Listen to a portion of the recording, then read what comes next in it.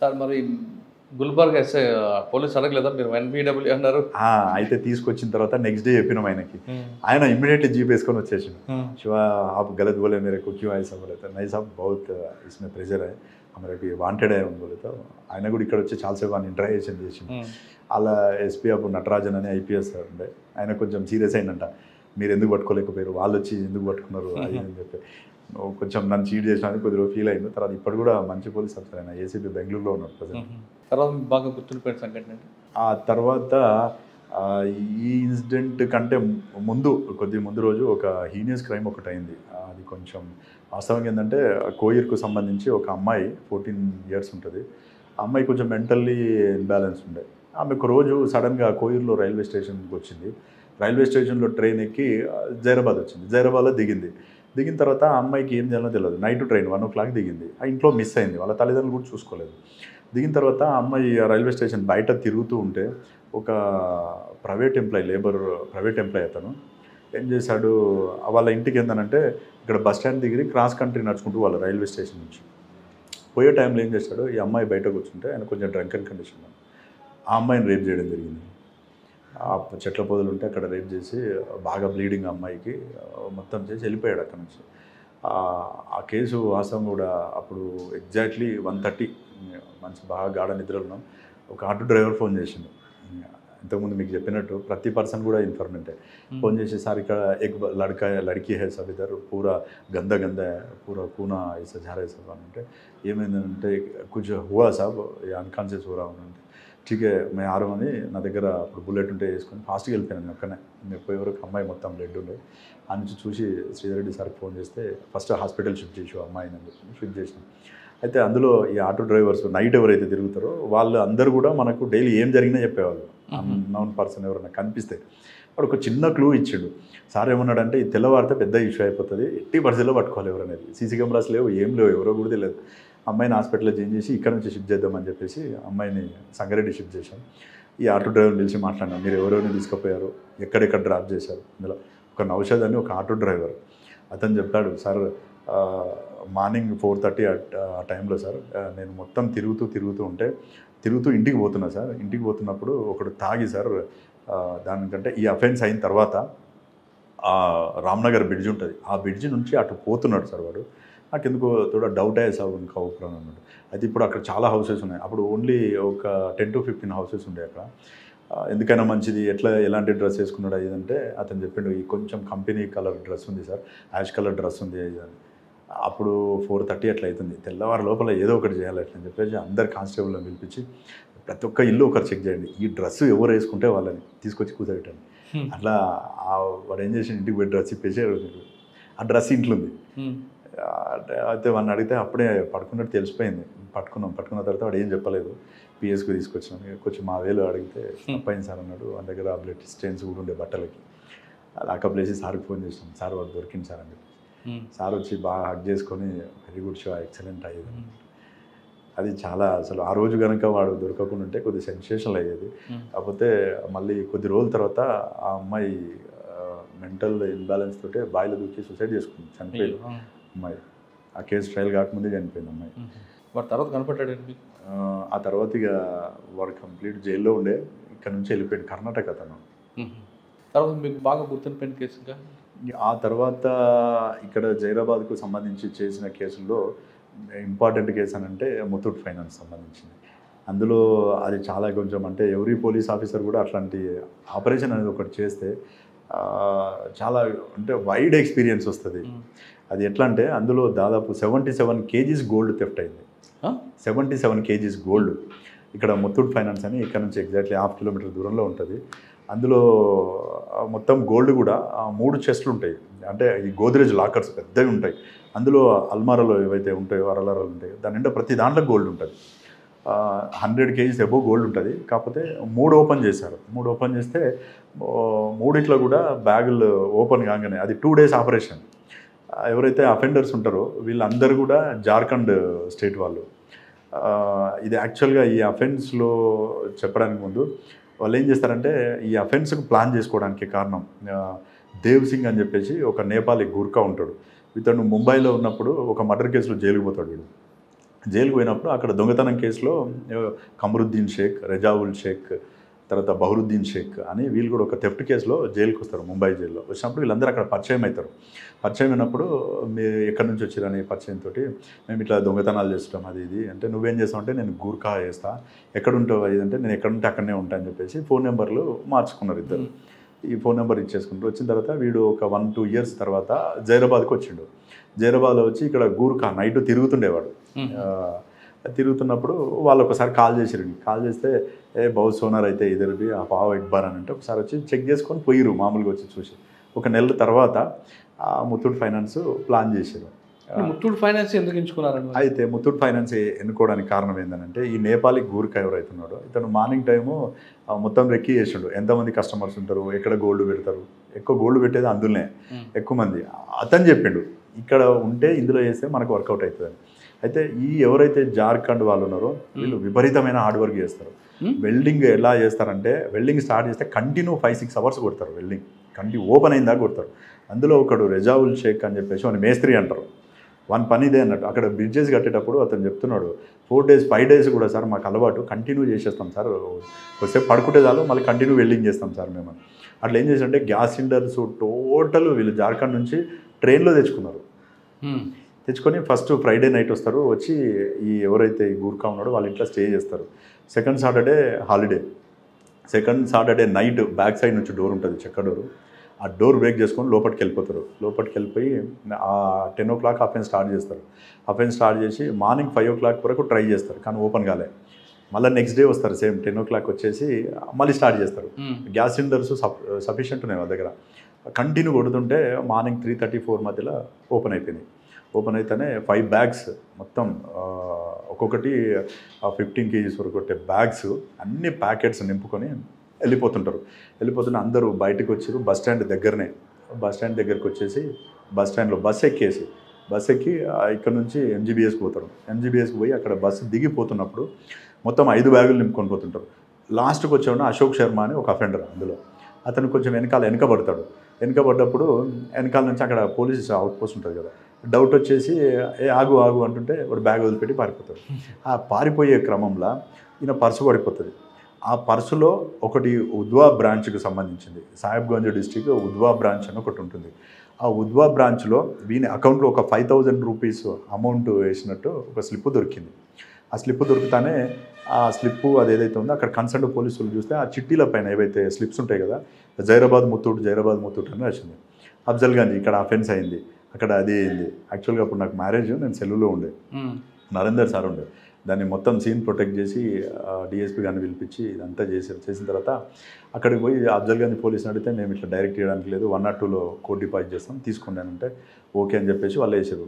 అశోక్ శర్మ ఒకటి దొరికిండు. వాడిని ఇంటరాక్షన్ అఫ్జల్గంజ్లోనే దొరికింది. అఫ్జల్గంజ్ పోలీసు పట్టుకున్నాడు. వాడు అసలు నోరే విప్పాడు, నాకేం తెలియదు అంటాడు, మాట్లాడాడు, ఏం చెప్పలే. సరే అని చెప్పేసి అట్లే పెట్టేసారు. ఇక ఆ ప్రాపర్ డిపాజిట్ చేశారు. ఆ తర్వాత భీమ్రెడ్డి సార్ ఉండే ఇప్పుడు ఏసీపీ భీమ్రెడ్డి సార్ సిసిఎస్లో ఇన్స్పెక్టర్ ఉండే, ఇప్పుడు సార్ ఏసీపీ పటంచెరు ఏసీపీ కూడా వేశారు. ఫస్ట్ ఆ కేసులో Narender sir and Bhim Reddy sir ఇద్దరు కూడా ఇక్కడ నుంచి జార్ఖండ్ వెళ్ళి ఆ ఏరియా మొత్తం చూసుకున్నారు. కానీ అఫెండర్ లిఫ్ట్ చేయడం చాలా కష్టము అని చెప్పేసి వచ్చి అప్పుడు షిమ్ముషి బాజ్పేయి మేడం ఐపీఎస్ ఎస్పీ గారు ఉండే, మేడం చెప్తే సరే అని చెప్పేసి ఊరుకున్న తర్వాత అప్పుడే ఎలక్షన్స్ వచ్చినాయి, మళ్ళీ 2014 ఎలక్షన్స్. ఆ ఎలక్షన్లో బిజీ అయిపోయినాం. ఆ అఫెన్స్ మాత్రం అట్లే ఉంది. ముత్తూట్ వాళ్ళు బాగా ప్రెజర్ పెడతారు, ఎట్లానే కేసు డిటెక్ట్ చేయాలని. 6 months అయిపోయింది. అప్పుడు స్టార్ట్ చేసాం. 6 months తర్వాత ఏం చేద్దామని మొత్తం ఫైల్ అంతా తీసుకొని స్టడీ చేస్తే మెయిన్ మనకు క్లూ ఏందనంటే, ఆ బంగారం దొరికిందనుకంటే వాడిని అడిగితే ఏమీ చెప్పాడు అశోక్ శర్మ. అసలు ఈ అకౌంట్ నెంబర్ ఏందని చెప్పేసి నేను శ్యామల వెంకటేష్ సార్ ఇద్దరమే పోయినాం. జార్ఖండ్ పోయాం, సాహెబ్గంజ్ డిస్టిక్ పోయి అక్కడ నుంచి ఉద్వా బ్రాంచ్కి పోయినాం. ఉద్వా అనేది ఒక ప్లేస్, అది ఆడ పోయి బ్యాంక్ మేనేజర్ని కలిస్తే ఆయన రిక్వెస్ట్ చేసాం, ఈ అకౌంట్ ఎవరిది అంటే చెప్పిండు, ఇట్లా పలానా అశోక్ శర్మది అది అని చెప్పిన తర్వాత మన ఇల్లు అన్నీ ఐడెంటిఫై చేసాం. ఒక చిన్న రిక్వెస్ట్ చేసినాం, సార్ ఈ అకౌంట్లో ఇది ఇట్లే రన్ చేయండి, దీన్ని డిస్టర్బ్ చేయకండి, కొంచెం నా పర్సనల్ నెంబర్ పెట్టండి అందులో రిక్వెస్ట్ చేసి పెట్టను అన్నాడు. అంటే అక్కడ నుంచి పోయి ఆ సాహెబ్గంజ్ డిస్ట్రిక్ట్ ఎస్పీని కలిసి లీడ్ బ్యాంక్ మేనేజర్కి ఫోన్ చేయించినాం. ఫోన్ చేపిస్తే వీళ్ళు తెలంగాణ ఆంధ్రప్రదేశ్ నుంచి వచ్చారు, వీళ్ళకి ఎట్టి పరిస్థితుల్లో మీరు సాయం చేయాల్సిందంటే ఆయన సరైన కన్సర్న్ మేనేజర్ చెప్తే మళ్ళీ 3 days తర్వాత పోయి ఆయనను కలిస్తే ఆయన అకౌంట్లో నా పర్సనల్ నెంబర్ యాడ్ చేసిండు. అయితే వీడు అఫెండర్ దొరికిన తర్వాత మెయిన్ అఫెండర్ ఎవరైతే ఉన్నారో కమరుద్దీన్ షేక్ ఆ ఏటీఎం కార్డు అకౌంట్కి సంబంధించి వాడు వాడుతుండు. వానికి ఏంటంటే వాడు డబ్బులు ఉంటే సరే ముంబైకి వచ్చేస్తాడు, ఈ లేడీస్ బార్లు ఏవైతే ఉంటాయో బార్లో బాగా ఎంజాయ్ చేస్తాడు, విపరీతం ఎంజాయ్ చేస్తుంటాడు. అట్లా ఒక 2 months తర్వాత ఒకరోజు సాయంత్రం పూట 7:30 టైంలో ఒక మెసేజ్ వచ్చింది నాకు మొబైల్కి.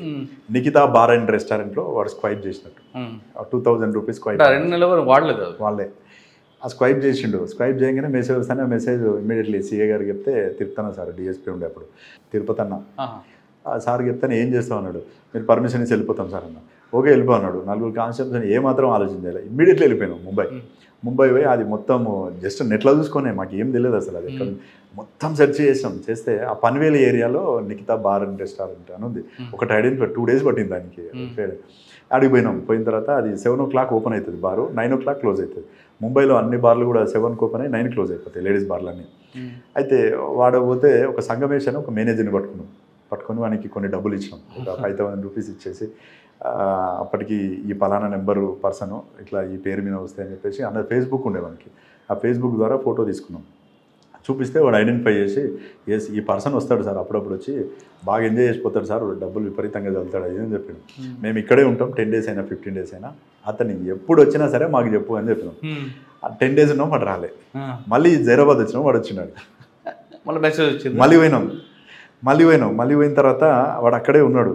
అయితే 2 days వెయిట్ చేసినాం. 2 days వరకు వాడు రాలే. అయితే ముంబై తిరుగుదామని చెప్పేసి బాంద్రా ఏరియాకి పోయినాం మేము. ముంబైలో విపరీతమైన ట్రాఫిక్ కదా, తెలియదు మాకు. పోయి బాంద్రా ఏరియాలోనూ వాడు బార్కి వచ్చింది. ఆ నుంచి ఇక్కడికి వచ్చే వరకు టైం క్లోజ్ అయింది. మళ్ళీ పోయిండు. ఇట్లా లాభం లేదని చెప్పేసి మనం నమ్ముకున్నది CDR. 10 రోజులు ఏం చేస్తారండి? వెయిట్ చేసాం వస్తాడని చెప్పేసి. ఎందుకంటే మన ఫోన్ నెంబర్ తెలియదు. బోర్ అంటే తప్పదు కదా, వెయిట్ చేయాల్సింది. అదే కదా పేషెన్సీ కావాల్సింది మన క్రైమ్లో. అంత అంటే పట్టుకోవాలన్న ఒక జీలు గట్టిగా ఉంది. వానొక్కని పట్టుకుంటే ఎట్టి పరిస్థితిలో తెలిసిపోతుందని మనకు ఉన్నది ఒక్క క్లూ అది. ఇక ఆ తర్వాత ఇది కాదని చెప్పేసి మళ్ళీ వచ్చినాం. CDRs ఇక ఏమైనా చేయాలని చెప్పేసి ఇక్కడ డంప్ అక్కడ డంప్ తీసి డంప్ పెట్టేసి ముంబైది అది కంపేర్ చేస్తే 1 నెంబర్ వచ్చింది. నెంబర్ కంటిన్యూ ట్రాక్ చేసుకుంటూ మన హైయెస్ట్ CDRs ఎవరున్నాయి ఏం కథ అని చూస్తే వీడు మళ్ళీ ఒక నేపాలీ అతనికి కాంటాక్ట్ ఉన్నాడు. నేపాలీ ఓకే. ఒక నేపాలీ గూర్ఖాకు ఇంకొక కాంటాక్ట్ దొరికింది. జీడిమెట్ల ఏరియాలో ఉంటుండే. ఆ జీడిమెట్ల వాణి పట్టుకుంటే వాడు ఇది మా మామ నెంబర్ సార్, చెన్నైలో ఉంటాడని చెప్పింది. ఆ చెన్నైలో వీనితో వాడిని పిలిపించి దామామ కొంచెం అది ఉందంటే అతను వచ్చిండి ఇడికి. ఆ చెన్నైలో ఉన్న వానికి ఈ కమరుద్దీన్ కాంటాక్ట్లో ఉన్నాడు. వీనితో ఫోన్ చేయించినాం. అయితే వాడు వీడిద్దరు కలిసి ఒక థెఫ్ట్ కేసులో జైలుకు పోయారు ఇద్దరు. వాడు చెప్పంగానే అయితే అక్కడ పోయిన తర్వాత ఈ పైసలన్నీ అయిపోయినాయి. ఇక తాగి తిరగడమే కదా వీళ్ళ పని. ఒక మంచి ఆ ప్లేస్ చూసినా మంచి బ్యాంక్ ఉంది అంటే ఇక్కడ చెప్తే వానికి డౌట్ వస్తుందని పూణే అని చెప్పించినాం. మనం పూణేలో ఉంది ఆ ఫ్రెండ్స్ వచ్చేయని అన్నాడు. ఫస్ట్ ఎక్కడ కలుద్దామంటే హైదరాబాద్లో కలుద్దాం మనం అని అన్నాడు. ఫ్లైట్లో తిరుగుతారు వీళ్ళు అందరూ, అఫెండర్స్ అందరు కూడా. మంచి టక్ వేసుకొని ఫ్లైట్లో టికెట్ బుక్ చేసుకున్నాడు. అయితే నేను ఎయిర్పోర్ట్లో పనిచేసిన కాబట్టి ఇమిగ్రేషన్ కొంచెం ఇది ఉండే. మన ఆధార్ కార్డు మన దగ్గర ఉంది. ఆధార్ కార్డు డీటెయిల్స్ చెప్తే వాళ్ళు చెప్పేశారు నేను పలానా కింగ్ఫిషర్ ఉండే, కింగ్ఫిషర్లో ఫ్లైట్ బుక్ అయింది, connecting flight Bengaluru to Hyderabad. Night వాడు అక్కడికి 12 o'clock అక్కడ దిగుతాడు. మళ్ళీ కనెక్టింగ్ ఫ్లైట్లో మార్నింగ్ 4:45కి హైదరాబాద్లో దిగుతాడు. డిఎస్పీ గారు, సిఐ, నేను ఒక 10 మంది విన్నాం. మనకి పోయి నన్ను లోపలికి పోమన్నాడు. నాకు అక్కడ కొద్దిగా ఆ లోపల పరిచయాలు ఉండేసి ఇమిగ్రేషన్ బ్లేజర్ వేసుకొని లోపలికి వెళ్ళిపోయినాం. ఆ లాడర్ దగ్గరికి పోయి నిలబడ్డా. మంచి రేబాన్ గ్లాసులు పెట్టుకొని, బ్లూ కలర్ షర్ట్ వేసుకొని, ప్యాంట్ వేసుకొని, టక్ వేసుకొని, ట్రావెల్ బ్యాగ్ పట్టుకొని వస్తుంది సల్మాన్ ఖాన్ లెక్క. పోయి వెనకాల నుంచి పట్టుకోగానే వానికి షాక్ ఇస్తే ఎట్లయితే జలకి ఒక్కసారి పరిశాన్ అయిపోయింది. పట్టుకున్నాను వానే ఫస్ట్ డైరెక్ట్ అతన్ని పట్టుకున్నాం.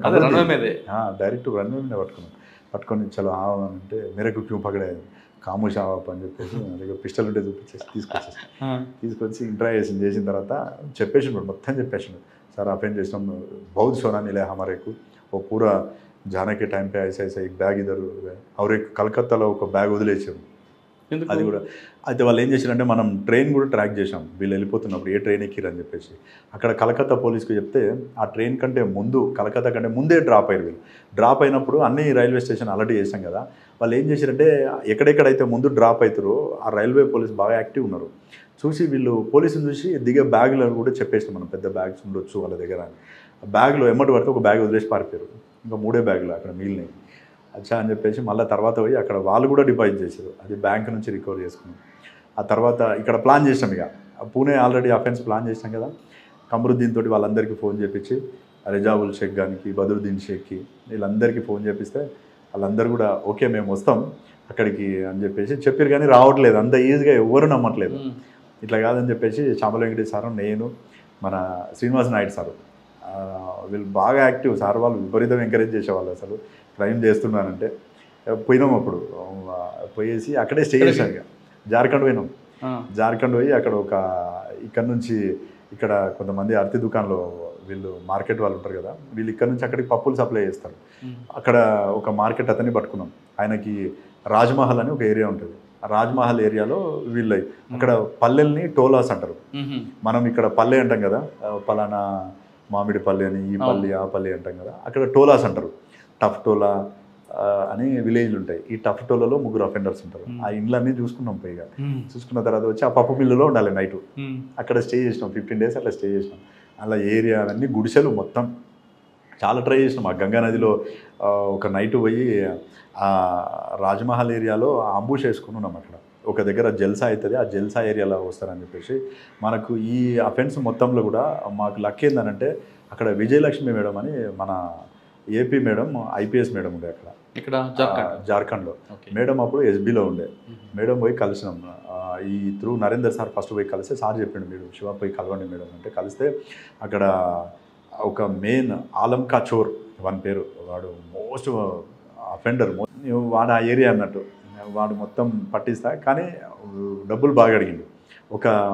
ఆ అఫెన్స్లో అసలు యాక్చువల్గా మెయిన్ అఫెండర్ని లిఫ్ట్ చేసేట రోజు వాడు నాకు అపాచీ బైక్ కావాలంటాడు. అపాచీ బైక్ ఇప్పిస్తే పట్టిస్తా, లేకపోతే పట్టిని అంటాడు. చామల వెంకటేష్ సార్, నేను, శ్రీనివాస్ నాయుడు సార్ ముగ్గురం ఉన్నాం. ఏటీఎంకి పోతే 40,000 వస్తాయి లిమిట్. అకౌంట్లో పైసలు లేని, అకౌంట్లో సాలరీ డబ్బులు మస్తున్నాయి, 1 lakh 1.5 lakh. పోయి తీస్తే 40,000 వస్తుంది. వాడు అయితే యాక్చువల్గా ఏంటంటే ఇందులో మెయిన్ రిసీవరు రజాక్ ముఖ్య.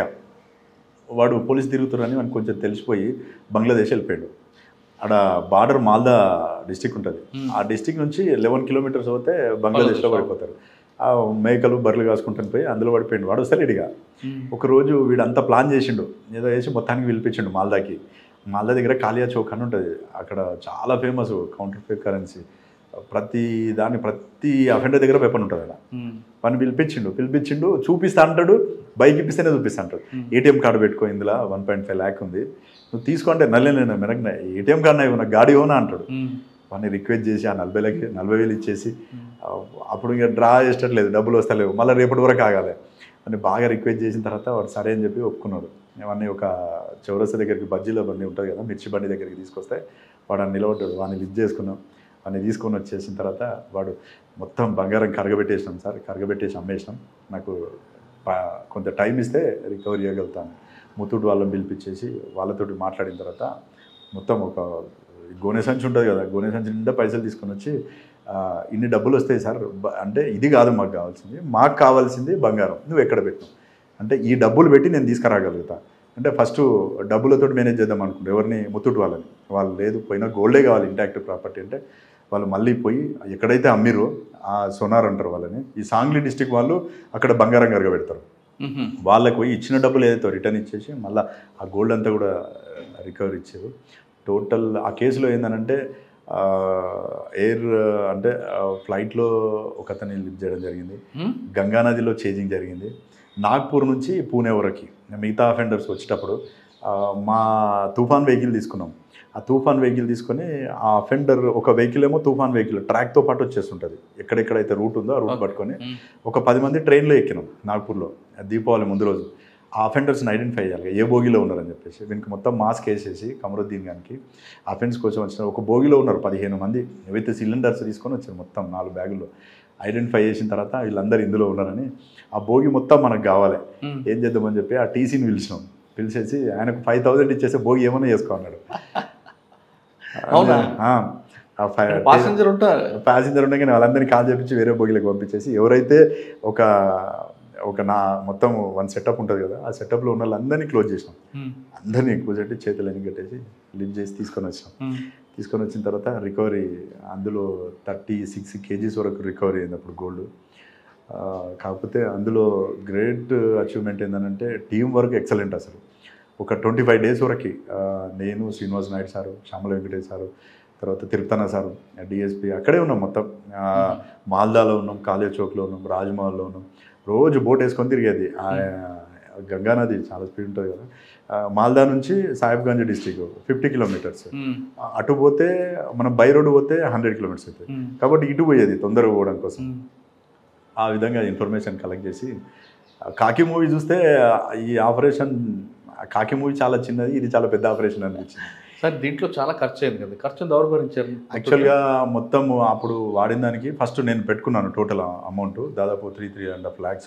తర్వాత వాళ్ళు ఇచ్చిర్రు ఆ అమౌంట్ ఏదైతే ఉందో, ఎస్పీ గారు పిలిపించి టోటల్ అమౌంట్ ఇంత ఖర్చు అయింది అంటే ఆయన పిలిపించి లిటరల్గా అయింది, జెన్యున్గా చెప్పడం జరిగింది. మొత్తం అమౌంట్ వాళ్ళు ఇచ్చారు, ఖర్చు అయింది. కానీ పోయింది 77 కేజీలకు, వచ్చింది 36 కేజీలకు. అయితే 36 కేజీస్ రికవర్ కావడానికి కారణం ఏంటంటే ఇందులో నేపాలీ గ్యాంగ్ 50%.